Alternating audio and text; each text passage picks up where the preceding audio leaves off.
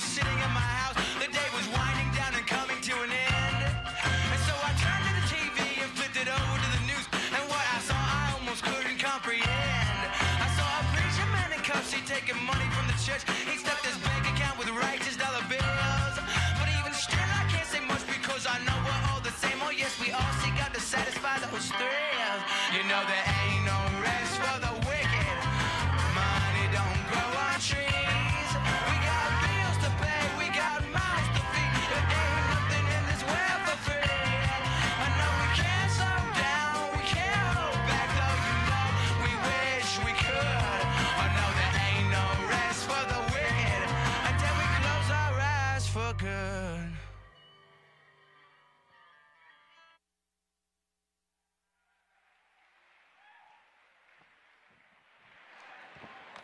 Hello. Oh, mics are on. Mine isn't. No, you're good. You're good. I hear you. I'm used to being so much louder. Hey, welcome to PAX. Well, I was going to say welcome to PAX Prime. It's like day 3. But welcome to our panel at PAX Prime. I already did that. I did the keynote. Yeah, that's true. So I already did that. I'm Andrew Goldfarb. I'm content editor at Gearbox Software. Mikey Newman, Chief Creative Champion. You may know him from his keynote earlier this week. Hello. So we have a lot today, and you can kind of see it because the curtain's just open. We have no mystery. We were surprised by that. It was such a circus this year getting everything done. We literally could not close the curtain. So I hope you enjoyed this behind-the-scenes look. I assure you, there's so much crazy shit happening over here. Yeah, it's that you haven't back actually seen anything yet. Yep. We're going to bring out some of our friends. We are. First, we're going to bring out Michelle Morrow and Marisha Ray somewhere. I see them. Oh, hello.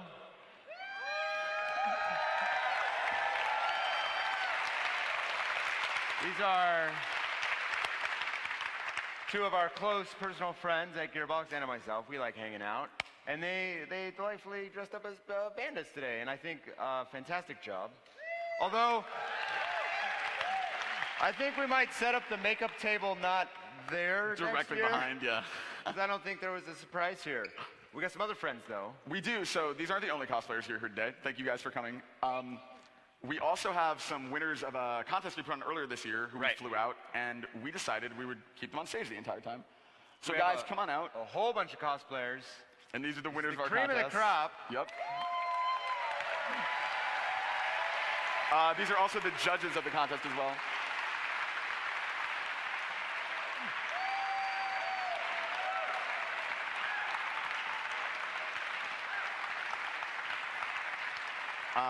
And in addition to being here, Sony has generously provided copies of Borderlands 2 on Vita for all of them. Yeah. So you guys will be getting these. We were not hanging these out specifically.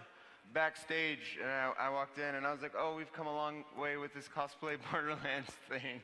Because I was the first one, and I was going to make up a funny story, but screw it. Let's just bring out Randy. Okay, yeah. That works. That's about how this panel is going to go today. So no, it's fine. Yeah, there's also, briefly we'll mention too, we have a bunch of cosplayers, I believe on the first balcony up here too, who are VIP guests. Thank you guys so much. Like, yeah, seriously, incredible stuff. The shield lights up, that's awesome. But yeah, like Mikey said, we're going to bring out CEO and president of Gearbox Software, my close personal friend, not Andrew's. Andrew doesn't know him. Randy Pitchford, everybody.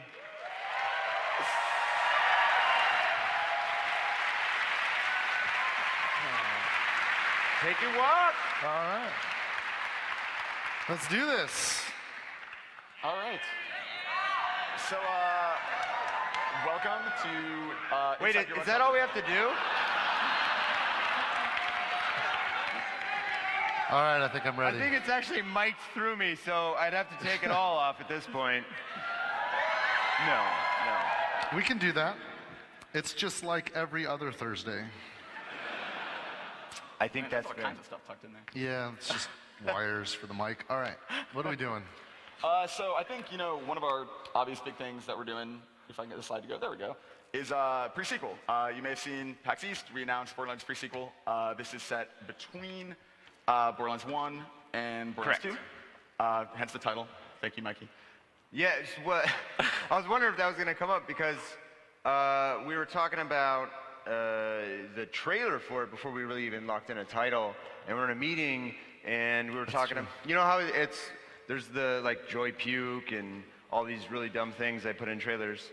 And I was like, get ready for the pre-sequel, and that was gonna be the joke. And the next thing I know, 2K's like, we love that title. That's the title. Yeah, Mikey accidentally named the game. Accidentally. So thank you for that. The hyphen is not mine. Has anyone had a chance to play today or yesterday? Yeah. Yeah, awesome. Yeah, we're playable with all 4 classes on the show floor. And actually, we're going to bring out Matt Armstrong, franchise director of Borderlands, and Joel Eschler from 2K Australia. To Matt and Joel.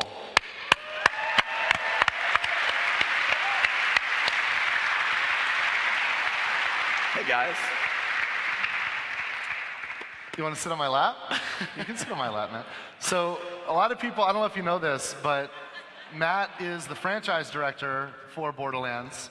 He was the first person who ever was officially assigned to begin this project. And Matt will be the first person to tell you that it is a team effort, what we do at Gearbox to make the games.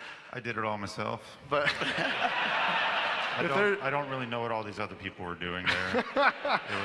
If there's one person that can have any credibility with such a statement, it's Matt. It's so much of Borderlands is in him, and any one of us that loves Borderlands as we do, we owe Matt a lot. So.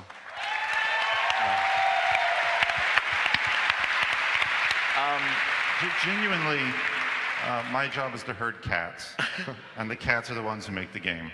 So I give credit to. Wait, did you just call us all cats? Yeah. Cool cats. Oh, no, that's fine. A nice relevant phrase that we all love.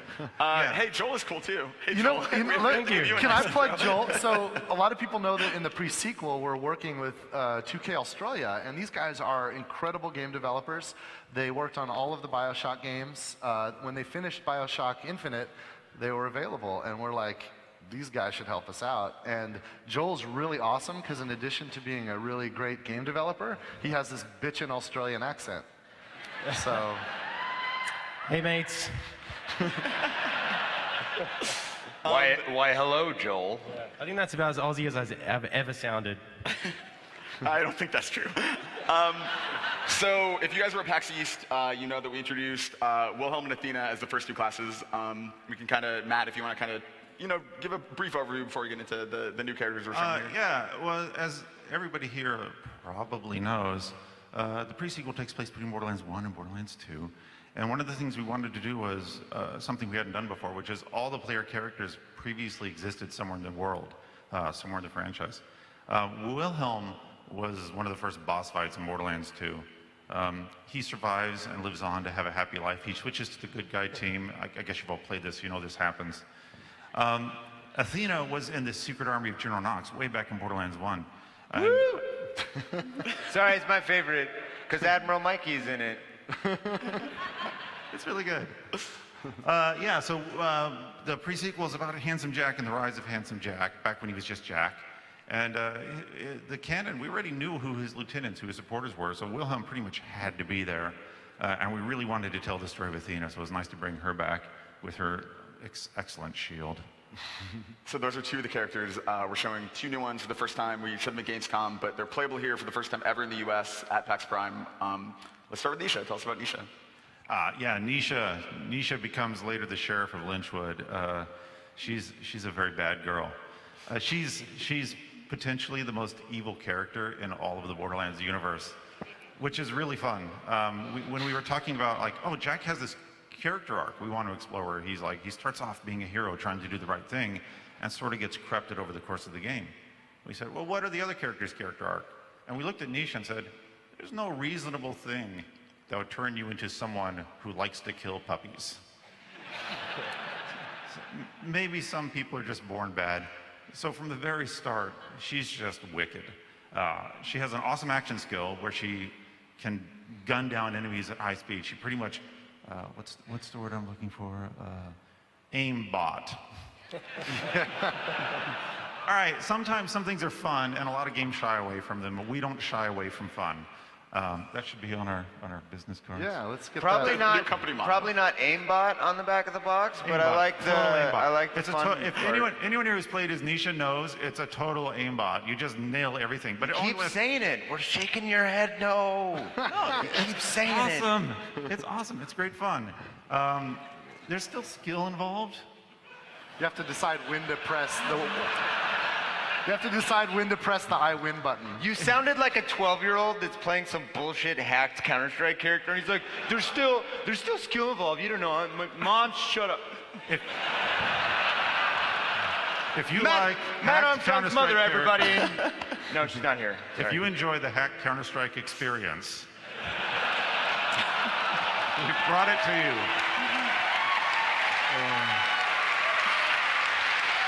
Well done, Matt. Well done. No! Wow, there's a lot of people here. There really are. Even the cheap seats are full.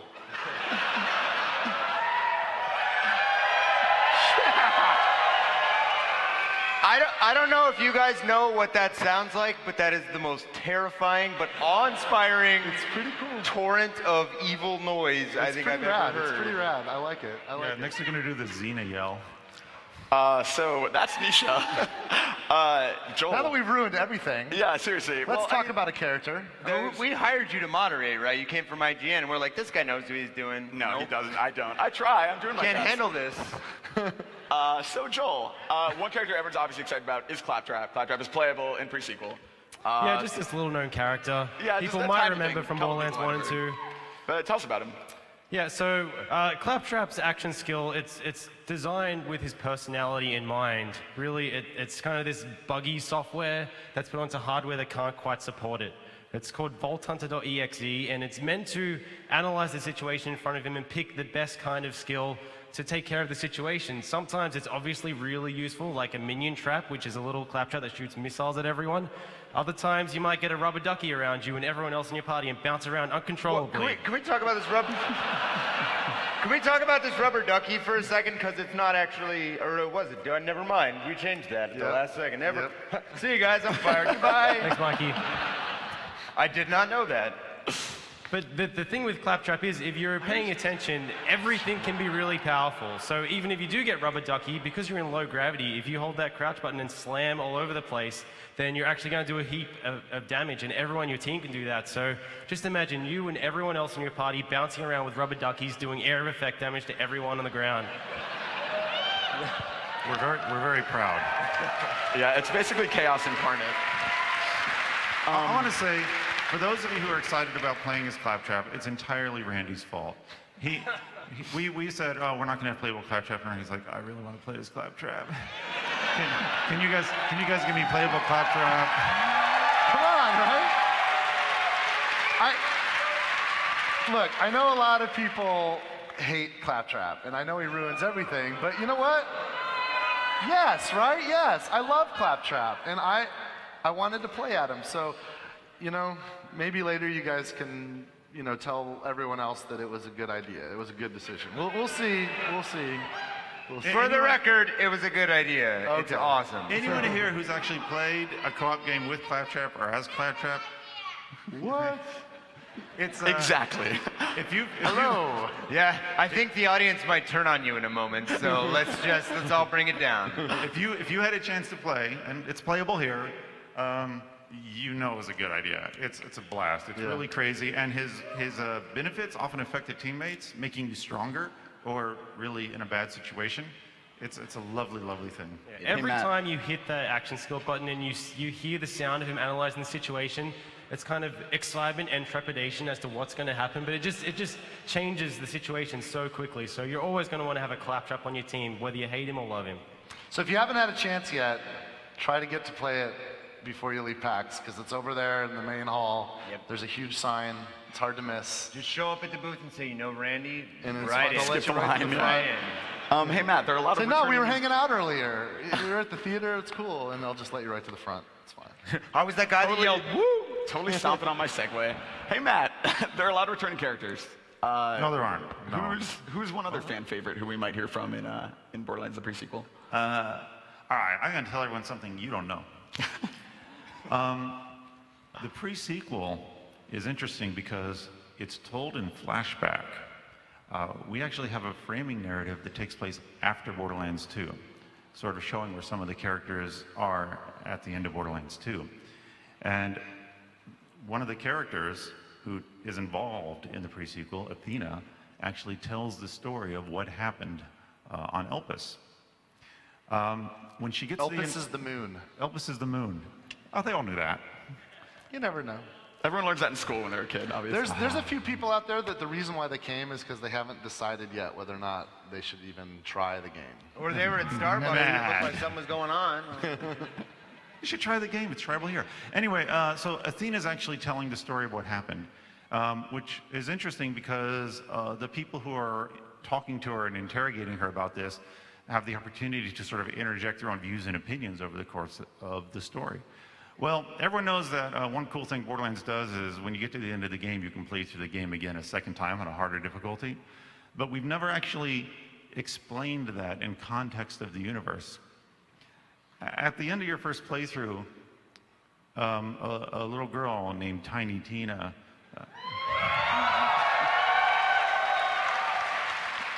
she wasn't there. She didn't get to hear the story. So she tells Athena that you need to tell that story again so I can hear it, but make it sound more difficult.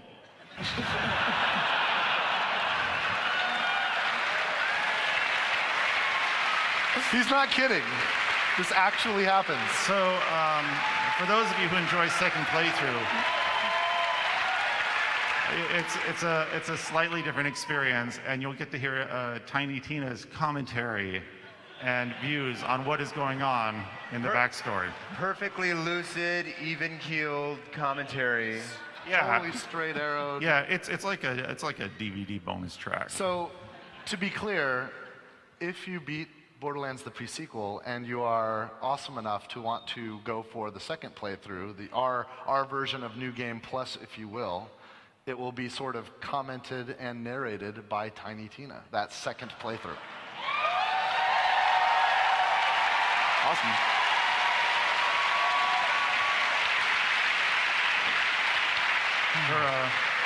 Her best friend might also have some things to say. Who is, of course, played by the fabulous Ashley Birch, if there's any Ashley Yes, Birch fans she's in amazing. here.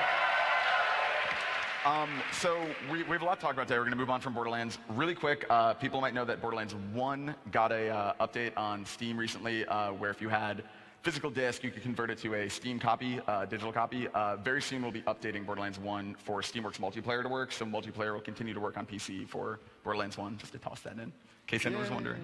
I'm stupendously proud that we're actually doing that. Instead of like, hey, you like Borderlands 1 and you want it on Steam?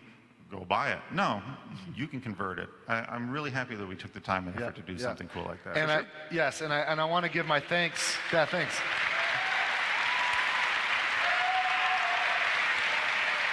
And that happened not just because we thought it's a good idea, but I wanted to give thanks to our publishing partner, 2K, who stepped up as publishers to support that effort and to make sure that, you know, the old world, you know, when Borderlands 1 was launched, there was things like GameSpy and other things, and we've now converted it into the new world, and it would have been possible without our publishing partner seeing the value in that. So thank you to 2K Games as well. All right, so Matt, we're gonna keep you with us for a bit. Joel, thank you for coming. No Australian rule happens right now. Oh, Get fine. out. Thanks, everyone. Have a great rest of your PAX. Thank you for being here. We love you, Joel. So, We love your sexy accent. pre-sequel is not the only Borderlands game coming soon. Our friends at Telltale have Tales from the Borderlands that'll be coming as well. And we actually have Kevin Bruner, president of Telltale, Kevin! to come out and tell us a little.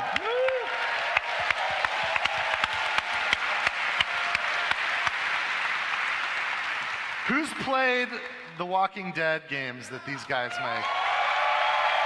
Amazing, right? Thank you. Who's played The Wolf Among Us? Great, right? Right. Wow, that was awesome. These guys are incredible storytellers, and I am just so thrilled that they agreed to bring their talent to the Borderlands universe. Thank you for coming, and thanks for doing Thank you this. for inviting us. Yes, yes. So, I mean, Matt, I know you've been working with these guys closely, flying out to San Francisco. Kevin, tell us about, you know, how this project came together and, you know, what we have to look forward to. It's playable for the first time here at PAX Prime if people haven't tried it yet. Yeah, you should go and play. There's about 30 minutes of playable game on the floor right now, but You score an awesome T-shirt. yes, or up to 4 awesome t-shirts. That's why you see them everywhere. Collect them all.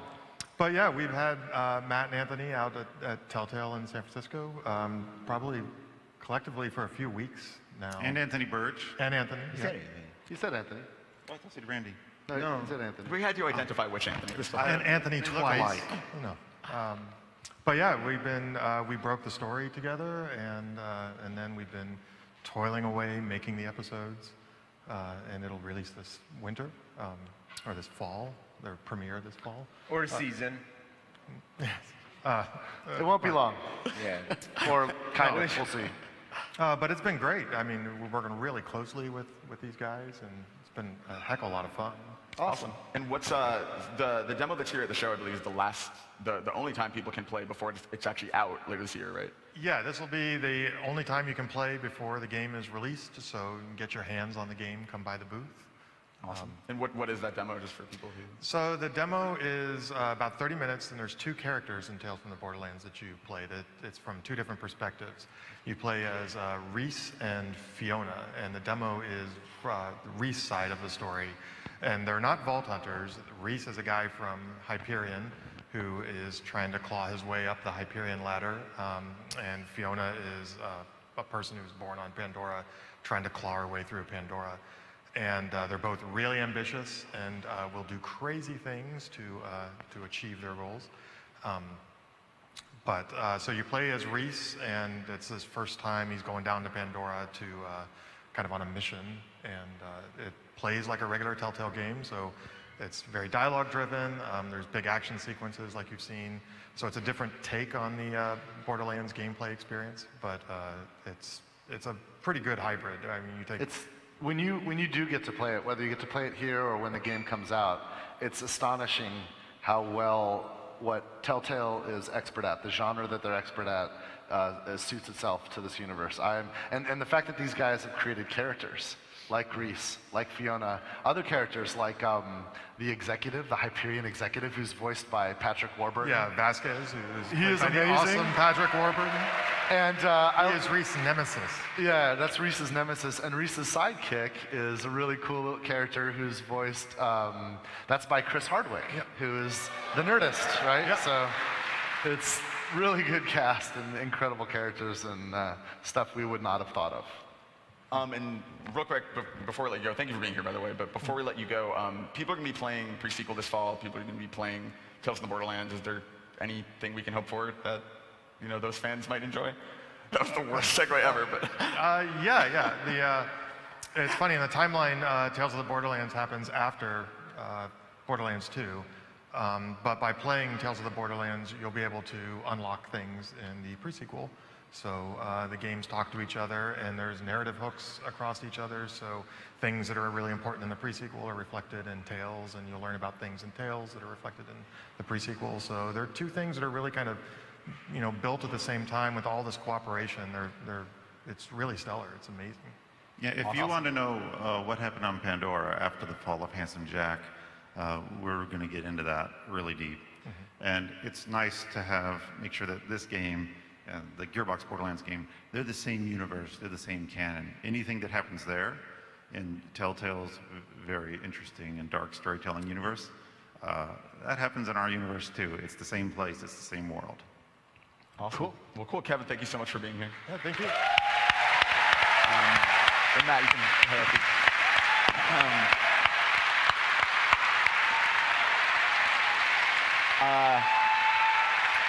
So now we're going to take kind of an interesting break. Do you want me to set this up? We have another special guest here. Do you want me to set it up? Oh, yeah, sure, please do. So we get fan mail all the time. And it's incredible the love that many of you share with us, send us email, and tell us about your experiences. Sometimes we also get people that are frustrated because it's software and it's complicated, and sometimes things don't go well. Sometimes it's our fault. Sometimes things are happening with, the platforms we're on, or with, things relating to our partner.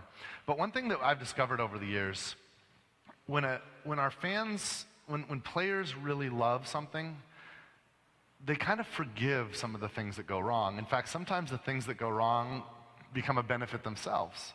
When people don't like something, anything that goes wrong, even things we've forgiven in other games, becomes the worst thing ever. But it's that moment, I call it like entertainer's transcendence, when the audience, yes, deep. And when the audience kind of loves the experience so much that they almost become advocates for forgiving everything, and almost every little thing that can go wrong actually becomes part of that almost positive experience. We got this email that you need to hear. And so I want to introduce someone to you who's going to read this for us in a dramatic reading. And I want to bring out to the stage a gentleman who I've grown to become very fond of. He's an independent game developer. He runs a company called Vlambeer, and they make games like Ridiculous Fishing on the iPhone, or Luftrausers, which you can play on the PlayStation platforms. I played it on the Vita and love it. They have a game in development right now called Nuclear Throne, which looks insane and awesome. You can play that down in the Indie Showcase. So, Rami, would you mind coming out and doing a dramatic reading for us?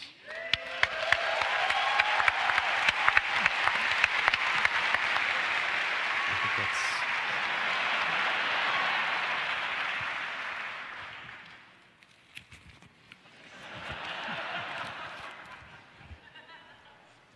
So, I feel it is important to take a look outside of yourself sometimes and see the big picture.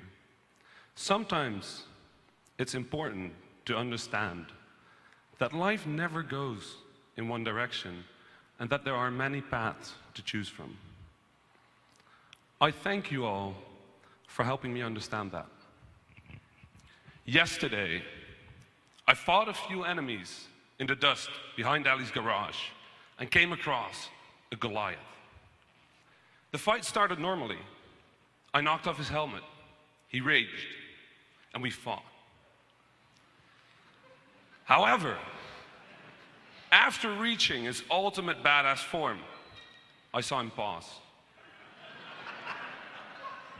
Curiously, I cautiously approached him. He stood calmly, his head resting in his neck, watching the sunrise across the mountainous desert of Pandora's dust.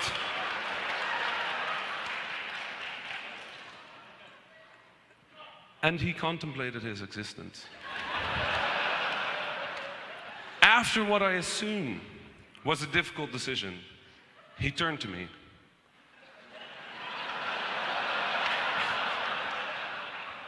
And punched me, but remained in this position. I think he was finished, trying to tell me his time was over, letting me know he was ready to pass on and let me continue my journey. You can take whatever path you want, Fault Hunter, rage or don't. It's up to you. Obvious glitch aside, I took his silence assurance to heart. I ended his life and continued on with my journey with a new outlook and new confidence. I had a great day at work and had a great time with my friends and girlfriend tonight. I just want to thank you. Even if it was just a programming error, it was in my favor. I am truly and forever grateful for you for helping me get past a rough patch in my life. If you like, I can send you the screenshots. Dylan.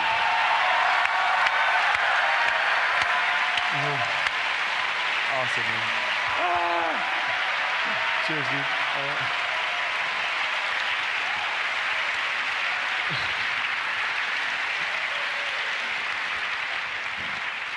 Whenever we get email like that, I'll forward it on to the entire team, and I'll usually put a comment that says, "Why we fight."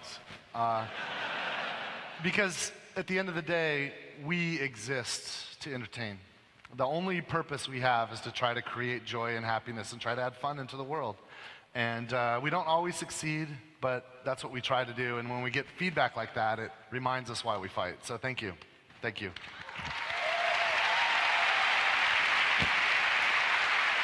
So we're talking about Borderlands a lot today, but we do have some other IPs that we own.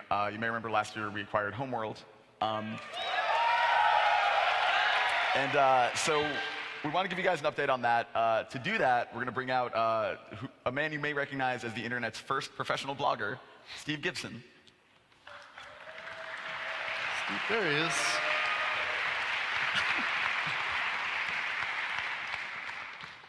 What's up, Block Slice? That's not a good nickname, I'm sorry. That was so good. Yeah. That was so good. That email, wasn't it? Yeah. That was. Rami's the Wait, best. did we learn the right or the wrong lesson there? I'm like, I'm glad we didn't fix it. Wait, oh, hang on. So hey, tell us about Homeworld. What's Yeah. going on? All right. So, as you guys know, we got this a little while back, and we announced that we're doing a remastering of it. We thought about first, like, man, we just wanted to get on modern platforms, so we're getting on a digital distribution, all that stuff, and we thought we really wanted to do, let's up-res the textures a bit and all that stuff. And we got really ambitious with it, is what we've done. So what we've now done to this point as well, we started first with just doing textures and models. Turns out we replaced the entire renderer now. And we're really excited about where it's going. But we've really gotten more and more into it. Of course, we've taken more time to do it. I wanted to share with you guys today, though, that in addition to redoing the visuals, we are redoing the audio and doing an entire remastering, re-recording all the stuff with the original composers, original voice actors. We're getting the old band back together. So what we're also doing...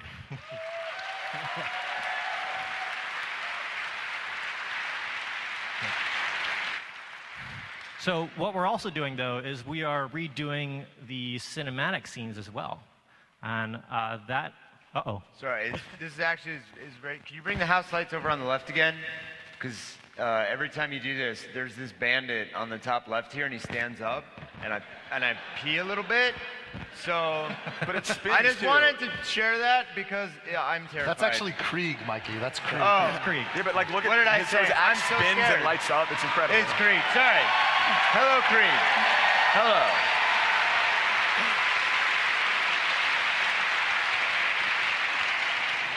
Continue terrifying me at your leisure. Thank you. I love, as a moderator, I love interruptions like that. Yeah. As a moderator, I love interruptions like that. Thanks for keeping us on track. Yeah. There's the time. There's a clock. So Steve, what were you saying about those cinematics? I was like riveted. I was riveted. I know. So I wanted to share with you guys something today, though. We thought about, well, we're in a theater with a fantastic sound system, so we want to share with you guys some of the audio, and I also wanted to share with you guys what the reworked cinematics are looking like. Give you a little bit of a comparison just to get an idea of what's happening and why is it taking so long. Well, it's a video game, so of course it's how we do. But give you guys a quick look. So can somebody play this? Oh, yeah. Yeah.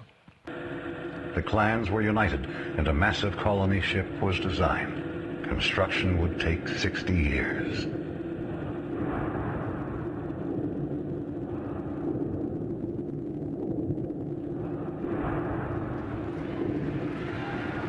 It would demand new technologies, new industries, and new sacrifices.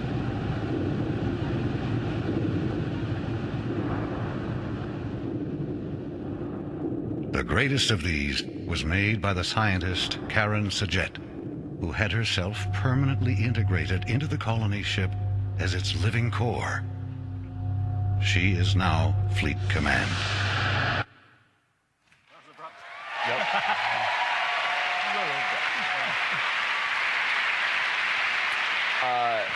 So we also, about a month and a half ago, I guess it was, started taking pre-orders for our collector's edition as well. Yeah, so this is the first time we've ever done anything like this too. Here is the actual, this is the finished version of what we're doing. This is what's going out.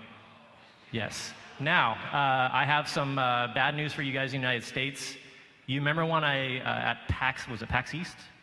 When we announced what was going on there, I said there's very few. We've sold through about 95, 98% of these now. So next few days, I expect they'll be gone for all the United States customers.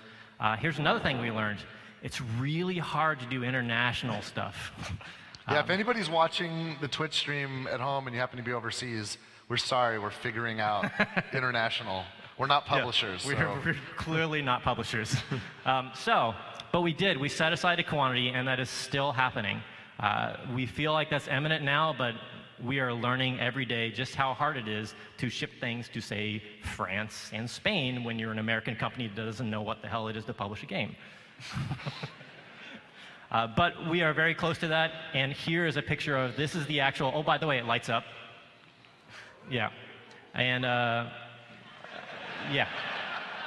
Oh, and also, I spent a little more money. I made the cable long. I don't know if I told you guys. Yeah, well.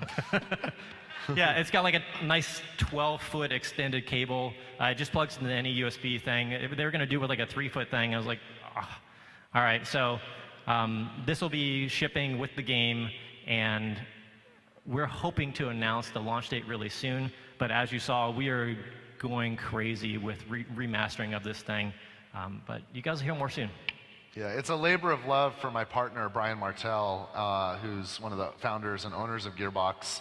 So I don't know if there's any hope of us actually making any profit on this, but I know that if he is happy with the result and he believes that everyone like myself and like him who loves Homeworld feels proud of the result, then it'll be worth it. So we're happy that we're doing this. This is a precious franchise to our industry. It established a lot of new groundbreaking things in our industry. And we feel how important that is and the pressure of that. We need to do right by this franchise. So we'll do everything we can to make sure it's done well. And I'm really proud of what Martell's doing, what Brian Burleson's doing, all of the guys over at Blackbird Interactive, the former Relic guys. We're getting in touch with everybody. We want to make this thing as authentic as possible and as modernized version of the UI and the graphics that we can for you guys. Cool. Awesome. Thank you, Steve. Thank you, Steve. Cool. You can drop it, you can do it. You're going to gently place it. So, okay, beyond Borderlands, beyond Homeworld, we also have another new game that we announced in July, which is, if the slide works, wait for it. Yeah, there we go. Yeah. Battleborn. So, Randy, I think you wanted to give a quick overview of Battleborn. So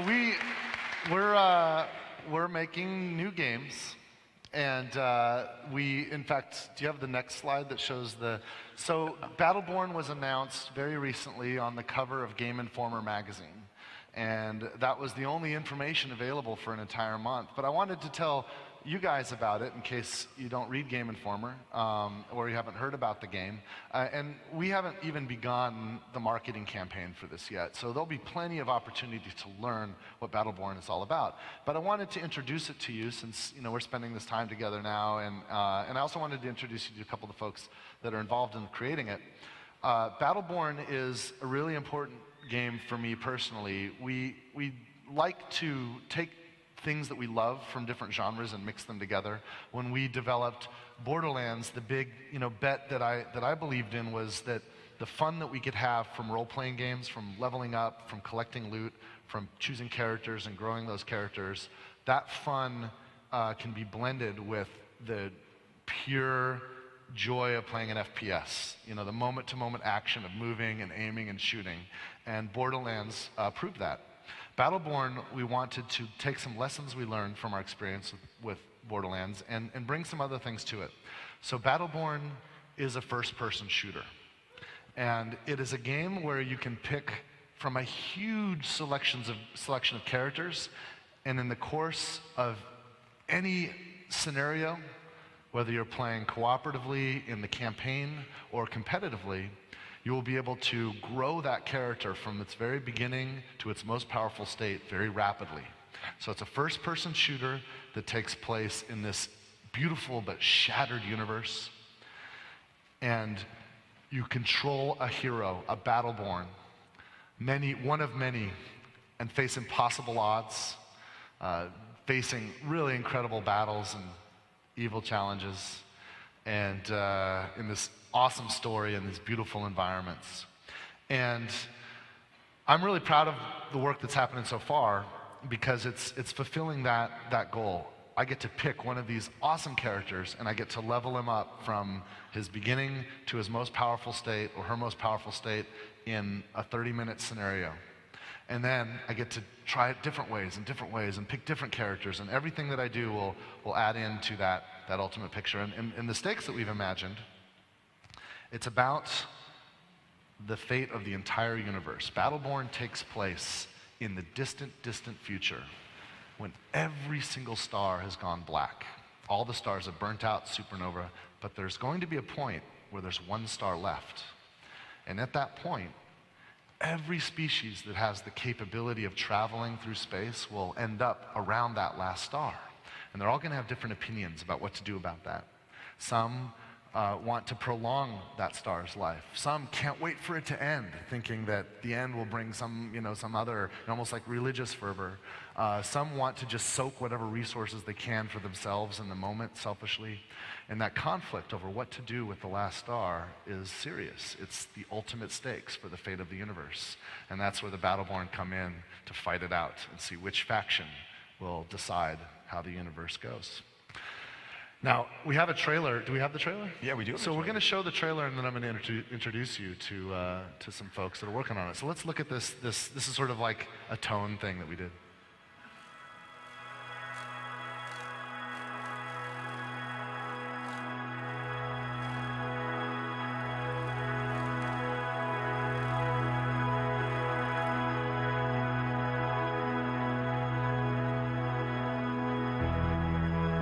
I'm slowly drifting to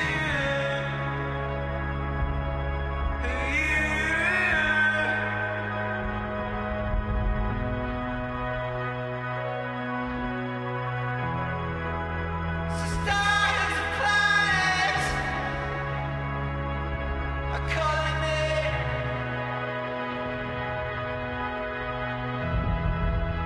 A billion years away from you.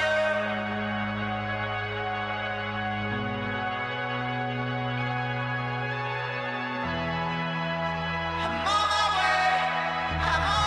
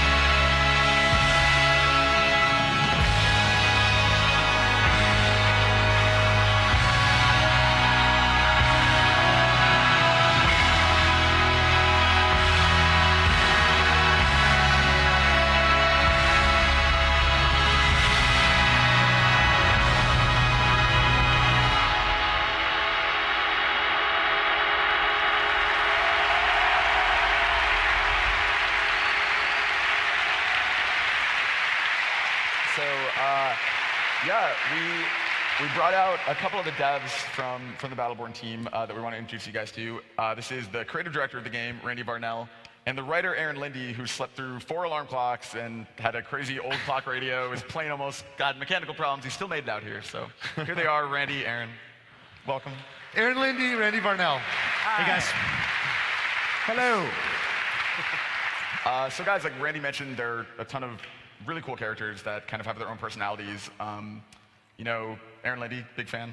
Tell me about, Good. Pick a character. Tell us about him. So as you can see, we've got a pretty diverse roster here. Miko is probably the weirdest visually. Miko is like from a genetically uniform macroorganism that covers an entire planet. We call her our combat botanist. That's Miko. Yeah, nobody. Yeah, it's not funny. It's not funny. Nothing's funny about botanist. Did you say combat botanist? Combat botanist. Okay. Yeah. Because botanists fight in our game. Anyway, it looks like a mushroom. And then we've also got Marquis. Marquis is our gentleman sniper who hates poor people. That's basically the one-line summation. His gun. He's a crazy German financier. His gun is called Bindelbane, and for the 3 English majors in the audience, that shit's really funny. So, tell us about somebody else. I'm going to shut up now. Yeah, a couple of my favorites are Montana. You saw the big guy with the minigun in the video. Also the really tiny head. It's really disproportionate. But Montana's kind of the guy that would wrestle a bear and then take the bear out for a beer after and hang out with him. So he's kind of a good guy. good-natured brawler, right? Yeah, yeah. I don't think that sentence meant what you think it means. Oh.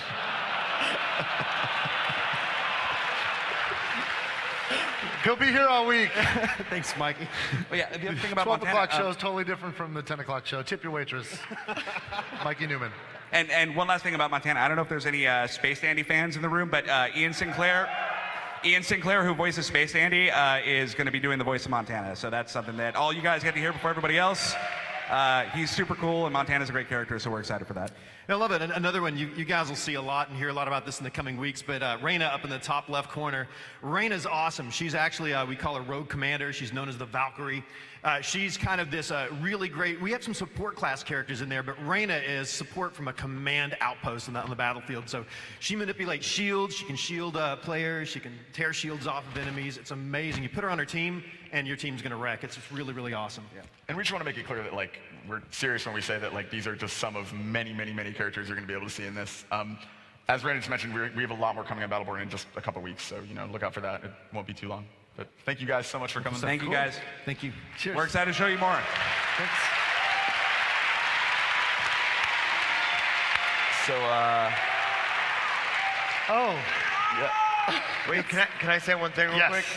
Real quick, just on the trailer, because that was obviously labor of love for me. Oh, yeah, Mikey. That was Mikey. Mikey directed made that trailer, yeah, we Yeah, should he mention. directed the trailer.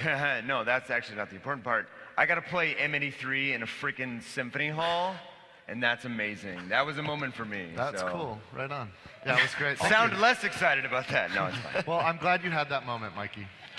hey, Randy, I bet that moment was pretty magical. Please All kill right. me. So I promised I would do a magic trick. I'm going to do a card trick, so it's going to be hard for all of you to see, but we've got some good cameras here, and I'm going to get some of our cosplayers to be kind of representatives on your behalf. I need 4 of you. Who would be willing? Sure, yeah, you know what? You'd made the claptrap. Look at this claptrap. And Jack, Lilith, and how about Nisha? We'll get. Would you guys mind coming over here? I've got a card table set up. You can leave claptrap. It's fine. We'll come in your street clothes. And let's see here. This ought to be fun. I've got a new deck of cards. It's not even opened. You know what? I'll have claptrap help me out. Oh, by the way, if you step forward past the tape, you'll actually occlude that camera, which is going to get a close-up view here in a second. This is a brand new deck of cards. Would you mind opening it up? There's like a little wrapper might make it help see a little, yeah, maybe get it from the side there. It's a brand new deck of cards.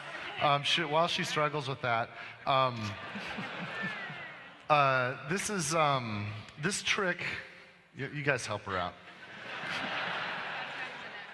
It's better if you believe it's a regular deck of cards.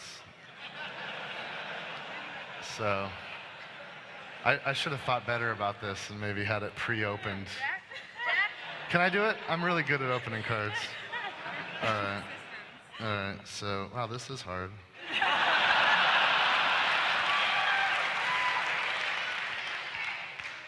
Why is this? Yeah?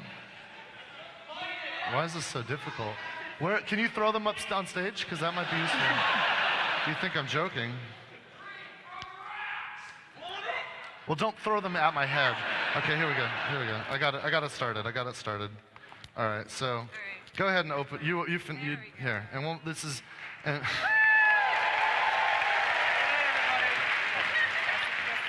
And break the seal there. Yeah.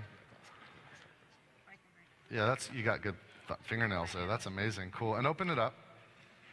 And yeah, here, let me just take the garbage. And look at the cards. They're in new deck order. So if you spread them out, you can see that. Yeah. And in fact, here, can you hold them over the? I don't want to touch them. Yeah, hold it and just kind of spread them out. Can we get the camera that can see the cards?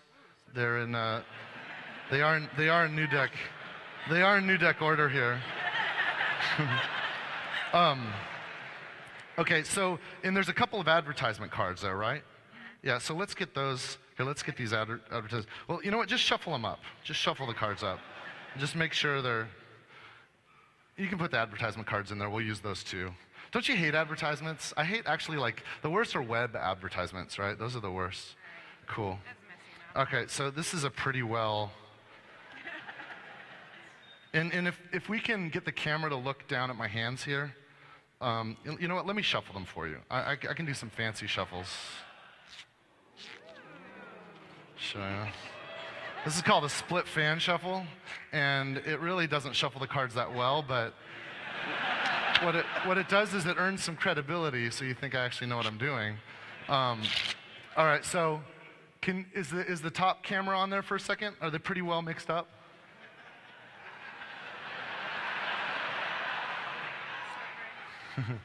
All right.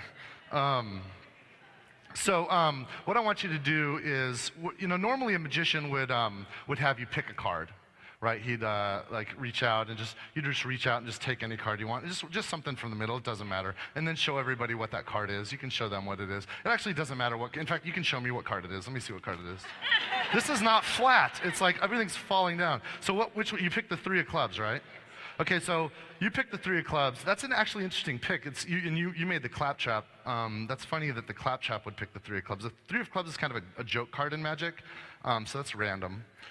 There's actually some friends of mine that perform in Vegas, Penn and Teller, and whenever they do a card trick, they always, have you guys seen their show? If you go to Vegas, go see the Penn and Teller show.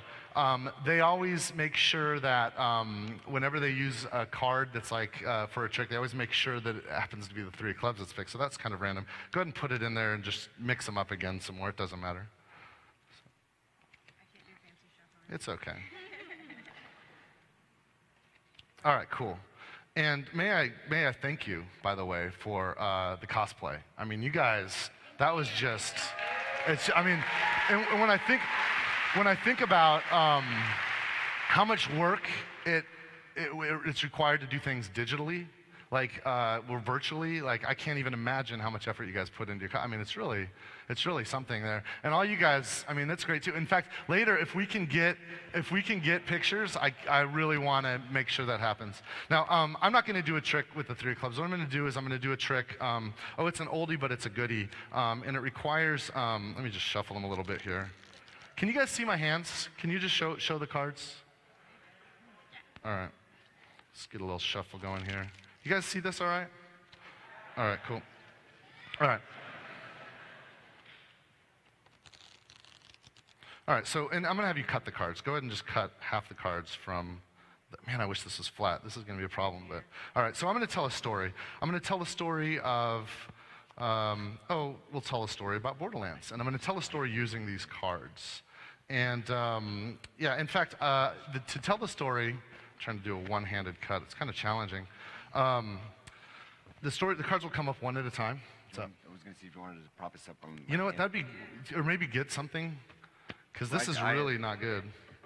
No, we're good. Let's go.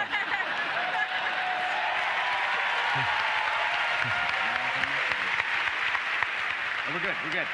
Can you get more over here? There we go. Less here.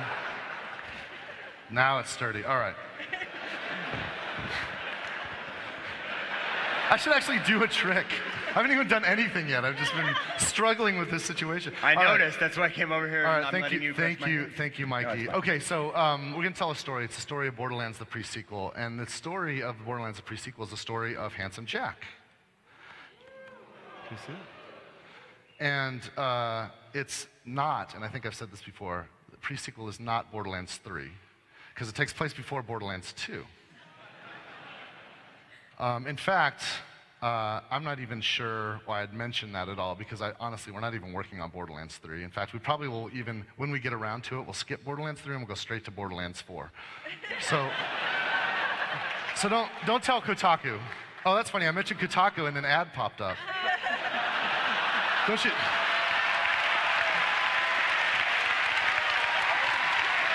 Don't you just hate ads? I hate ads. Anyway, it's the story of Handsome Jack. Now, at the beginning of the game, Jack is a good guy, and he's got a big heart. He's a Jack of hearts. But as the game goes on, that heart turns black. Notice how that's all facing you? Like, I planned that. I'm working hard for you guys. It's details. Don't bang it though. Details. But Jack meets 4 Vault Hunters. He does. He meets 4. Well, actually, what if we do some DLC and we add a character? Maybe it'll be 5 Vault Hunters. Or maybe it'll even be 6, just like we did in Borderlands 2. What if we get crazy and we end up doing 7? No, I guess we're just going to do 6. Yeah, definitely just 6. In fact, we're just about to ship the game. Haven't even finished it yet. We're about to ship it, and so I probably shouldn't even make those promises. So let's tone it back. We'll do 5. In fact, forget I even mentioned 5. We'll just stick with the 4 Vault Hunters. So let me give them a little shuffle here. And if you could do me one favor and Yeah. not bang that so hard every time you speak. Go ahead and cut the cards. Go ahead and cut the cards. Yeah, it's cool. It's fine. It's fair, right? So where was I? I was talking not about the first Borderlands game, not the second Borderlands game. I was talking, I think, about Borderlands, the pre-sequel, the third Borderlands game. Oh yeah, 4 Vault Hunters. The first one's the King, Wilhelm. Badass, kind of a greedy mercenary, but still awesome. Second one, the Queen of Spades, Nisha. She's gonna be the Lawbringer, and she's sadistic and horrible and kind of a mega badass. Next, the Queen of Hearts, Athena. She's loyal. She's sort of like the space-age samurai gladiator kind of character. I love Athena. And of course, the 4th character, he's a character nobody likes, everybody hates. It's Claptrap.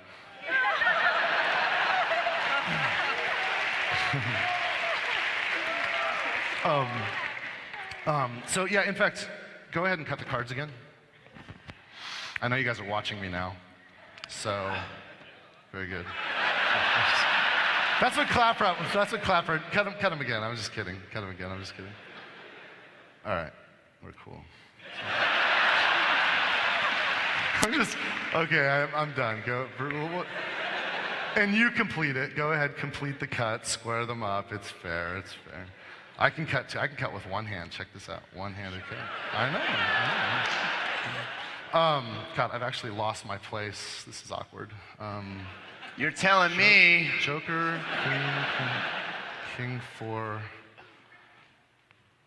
No, I'm sorry. Shoot, I'm drawing a blank. No, I'm just kidding. I got this. I've practiced this like 9 times. These guys, the Vault Hunters, they're gonna fight against a villain. Now, we haven't talked about the villain, but powerful, badass, problem. I don't want to do a spoiler, but let's just say the villain's way over level 70. Way over level 70. And, and there's 2 other people to help them that are on the moon. We've got King Roland, and we've got Lilith, who some people like to think of as the queen of the sirens, if there could even be such a thing, which there can't. But they're actually up on the moon at the same time as the story on a romantic getaway. And Roland loves Lilith with all of his heart. But Roland can't dance. And Lilith, she just wants to get a groove on in the club. That was forced. It's not the first thing I forced, but it might make a little sense later if you pay attention. So Roland's gonna go off and join the Vault Hunters, and he's gonna kick some bad guy ass for the 2nd time in his life. And it's actually gonna be the last time, because in Borderlands 2, spoilers, Roland dies. I said spoilers.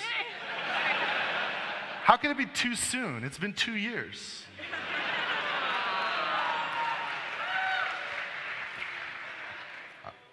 All right, Roland dies. And I know it's hard to believe, but this makes Lilith blue.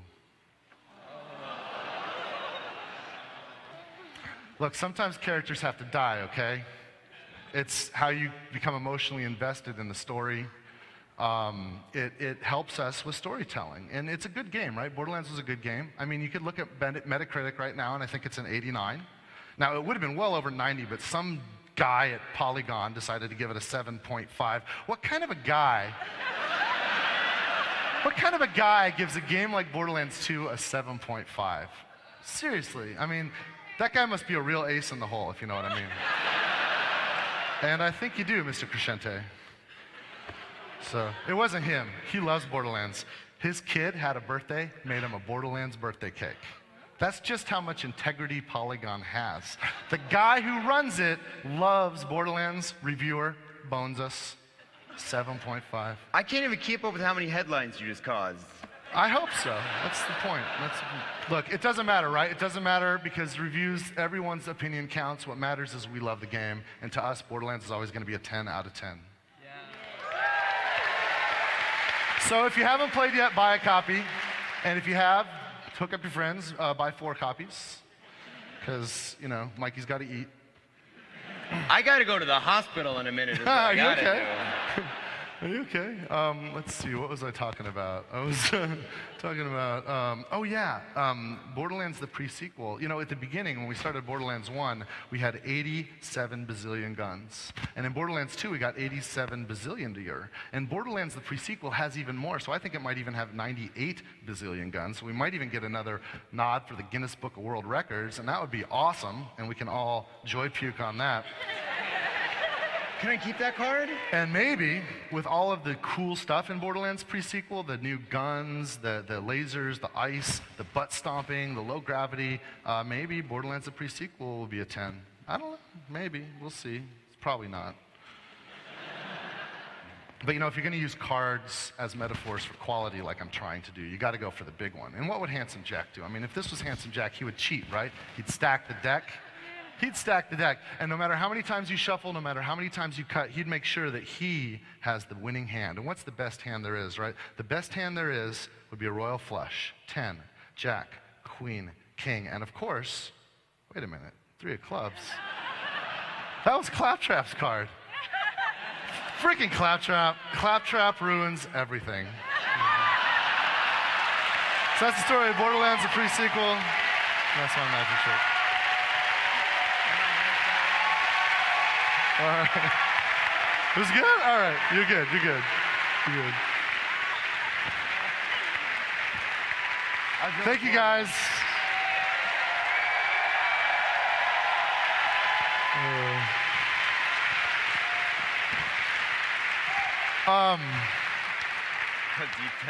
What's next? So Randy, I hear you were challenged to a something related to ice buckets recently. Oh yeah. So. Look, you know, it's weird. There's a lot of folks that have done the Ice Bucket Challenge, and I've been challenged like 5 times. And last week, Adam Boyes, who he's over at Sony, he's one of the guys responsible for making sure there's so many awesome games on the PlayStation 4 and all the indie games. He challenged me. Where are you, Adam? You're right. Can you come up here, you jerk? Now, Adam dumped beer on his head. Now here's the thing. Good to see you, man. Thanks for being here. Right on. Did you enjoy my magic trick? That was amazing. Does it work? Here, we'll try one of these. Yeah. Try one of these. That was magical. So I told Adam, It wasn't any beer, by the way. It was natural ice because it was the Ice Bucket Challenge. Okay. And we have a drought in California. So, you know, I'm looking out for the people that drink natural ice. Oh, I see. Natural ice. I get it. That's cute. Cute, right? Look, I know this thing is kind of, you know, memey and stuff, but at the end of the day, and even though it's been a little late since it started, Adam did challenge me, and it's never too late to do something good for charity, right? Is this my Carrie moment? Is this? And so we're gonna do this. Adam's gonna pour water all over me, and do you guys have the? Now it's also never too late to die a horrible death from electrocution, and there's all this like equipment on the floor. So can you guys bring out the kiddie pool? We're actually gonna do this for all of you to enjoy. So if you happen to love what we do, you might think of this as a charitable gesture, and it's a good thing. If you hate me or for some reason, you can enjoy that Adam's gonna pour ice all over me, and this is gonna be probably bad for me. This is gonna end poorly. So I'm gonna remove my mic because this is gonna. We're just gonna do this. Sorry, what? All right. So are you ready for this? Yes. Thank you. Is that camera gonna look at me while I do this? Yeah. Okay. Here we go. Oh God. I can't believe I'm doing this. Why am I doing this? Hold on. Christy got me these shoes. Hold on.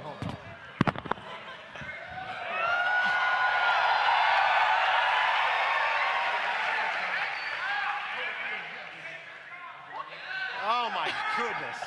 Phones. Wallet. All right, we're doing this. Microphone. Okay. Microphone. I'm ready. Okay.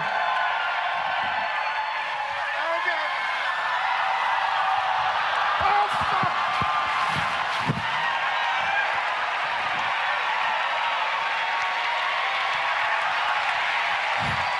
Get the microphone. God I have damn nothing it. to say. You got him? So the one. Other one. How about this one?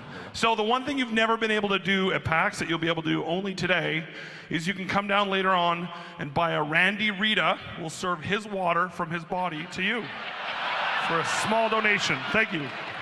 Thanks, Ed. Oh.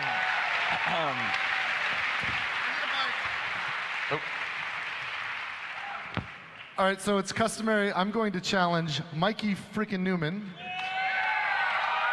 And since he's one of the writers at Gearbox, no, not right now. Not right now. You got to do a video, son, and you have to challenge people. And we'll also challenge Gearbox writer Aaron Lindy, who we met earlier today. And so to keep the writing theme going, I'm also going to challenge Anthony Birch. Now, if you liked the magic trick I performed earlier, Anthony actually wrote the story. So, and unfortunately, Anthony could not be here today because of his conviction. But I'm just going to leave it at that. Yeah, are you good? Are you talking? Am I mic'd? Any of us all right, might so I'm know just going to do here. the rest of it from here Hello. because liability with water and electronics. So we're running out of time a little bit. Let's get Steve Gibson back out here, though. Can I have another towel?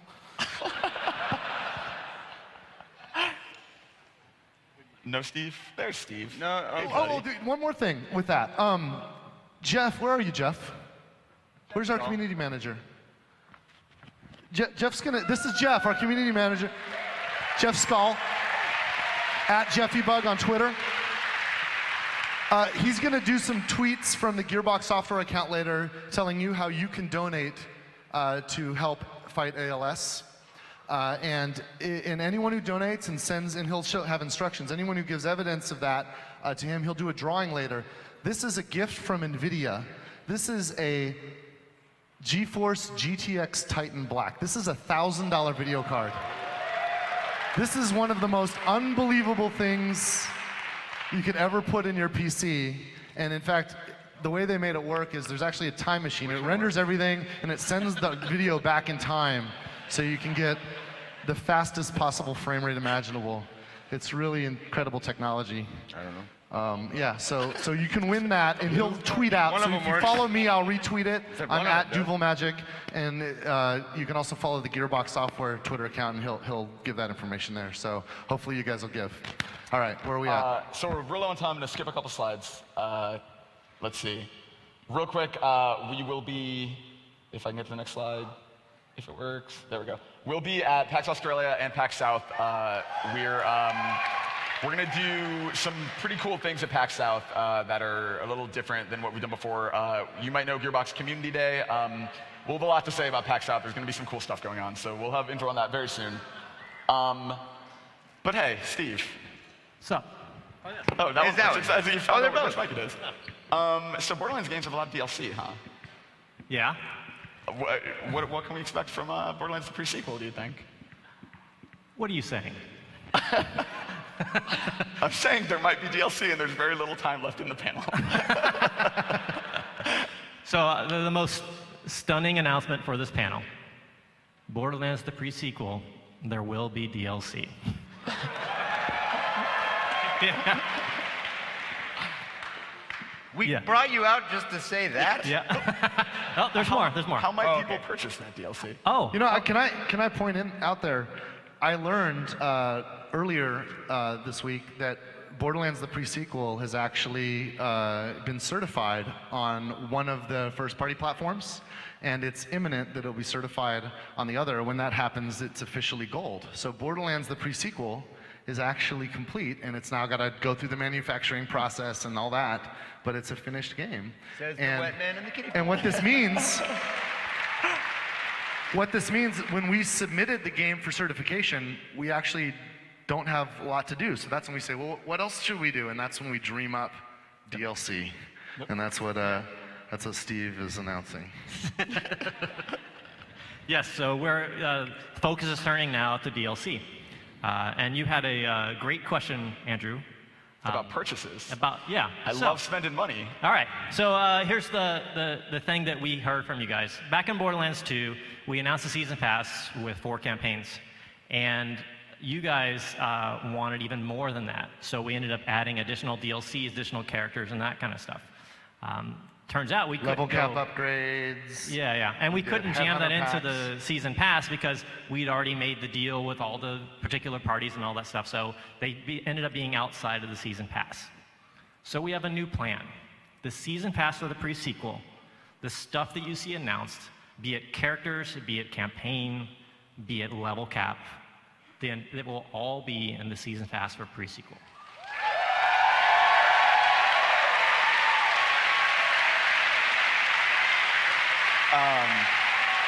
That clock just went up.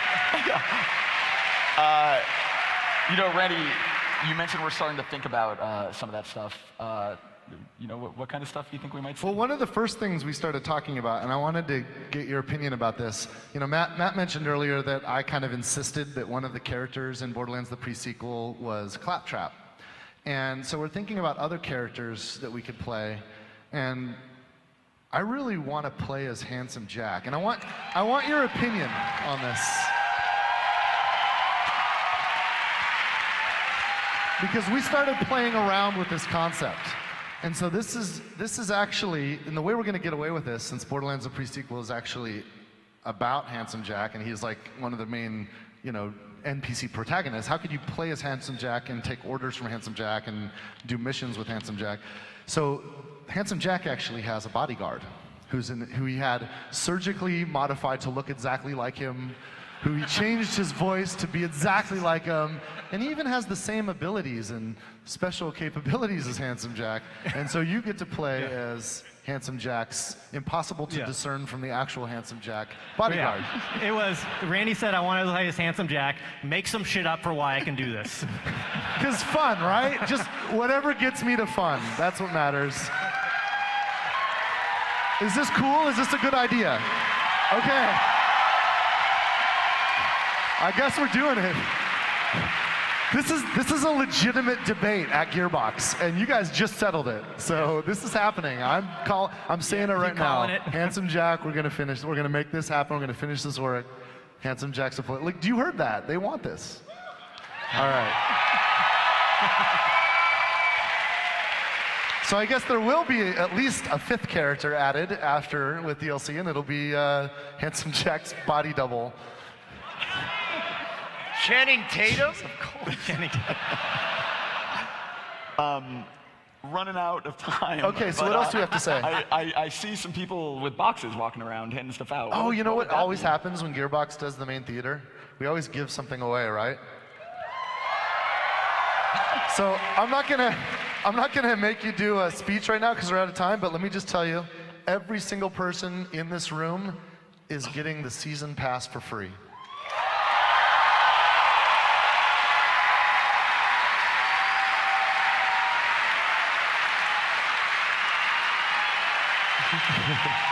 And we should clarify that the people who are sitting down here probably already have it. I believe they're handing it out right now. People in the balconies, as you leave, as you exit, there should be enforcers with boxes, so you should be able to get that. If for any reason you don't, let us know. But everyone leaving the theater should be able to get those from those balconies. Now this is a really big deal because this is a $30 value. If you bought all this stuff separately, it would cost $40 or more, depending on what we add after. But it's a $30 value, and this would not have been possible without the support from our incredible publishing partner. 2K Games agreed that this is good for them too, for us to come here and to have this interaction with you guys and to give something back to our biggest fans. So I want to thank 2K Games for supporting this effort and making sure you can have this.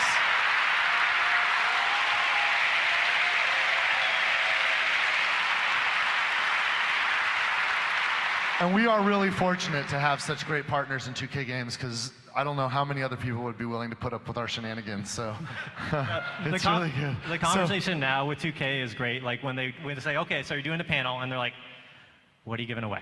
Right? Yeah. Like they're ready now, and they're like they love this whole thing, and they're so supportive now. It's a great relationship, you know. And I think you guys know, and you're all Borderlands fans, right? So you can be proud of this. Borderlands 2 is, in fact, the best-selling video game in 2K Games history. So we're all really happy about everything that's going on. Okay. All right, recap so we can get out of here. Thank you guys. Yeah, here's everything we found out today in one easily readable place. But yeah, that is our PAX Prime panel. Thank you guys so much for coming. At the Paramount Theater at noon, there is an autograph signing. So hopefully we will see you guys there. Oh yeah, we're gonna sign on. Where are we doing that? Paramount Theater. Paramount Theater. We'll all be there signing autographs. I think some of the other folks that weren't on stage. I think David Eddings, the voice of Claptrap's around. He'll sign autographs with us. I think Brittany Johnson, who's the live person who played Angels around here somewhere, she'll probably join us to sign autographs. We'll all be there. Everybody who's on stage will be there. So Paramount Theater. Thank you so much for coming. There it is.